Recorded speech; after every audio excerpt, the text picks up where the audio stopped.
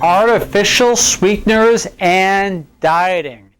Or should I actually say artificial sweeteners and not dieting? Researchers wanted to take a look at basically why artificial sweeteners were not helping people lose weight.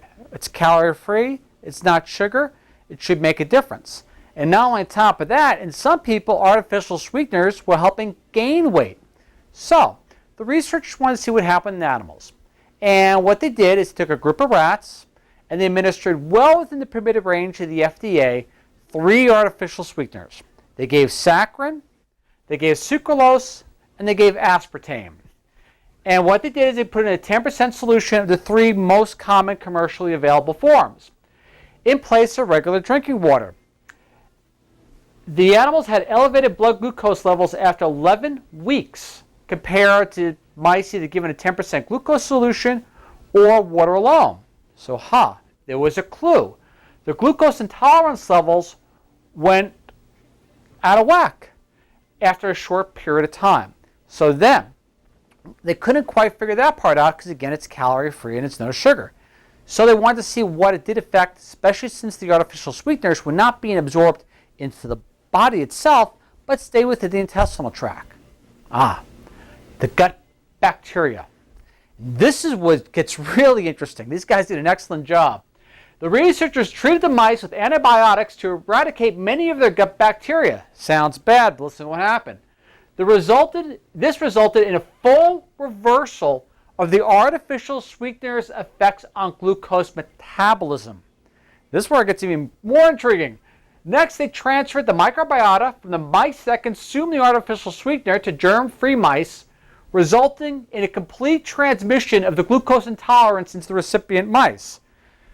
So, the mice they fed the artificial sweeteners to, in this case now we're going to move to saccharin, because saccharin's the one they continued with. They basically said, oh, your system's messed up, let's see what happens. We'll take the gut bacteria and give it to mice which haven't been exposed to artificial sweeteners. Well, the mice that got the gut bacteria from the ones that had the glucose intolerance from consuming saccharin end up developing the exact same glucose intolerance. There was a key. All right, so after they transferred that gut bacteria and found out, well, the glucose intolerance went along with it, they decided to use human volunteers. Now, within the permitted amount of the FDA, they gave these human volunteers artificial sweeteners for just 1 week. These were volunteers who were not accustomed to consuming artificial sweeteners at all. So they had a nice base control. Guess what happened? After 7 days, the findings showed that many, but not all of the volunteers had begun to develop glucose intolerance after just 1 week. 1 week. 1 week of artificial sweetener consumption. How did that happen? Just 1 week. What the heck? Well, this is what they speculated after looking at all the things, how basically artificial sweeteners affected the body through the gut bacteria. Alanov, which I'm probably pronouncing his name wrong, so I apologize, believes that certain bacteria in the guts of those who developed the glucose intolerance reacted to the chemical sweeteners by, you ready for this? Secreting substances that then provoked an inflammatory response similar to a sugar overdose.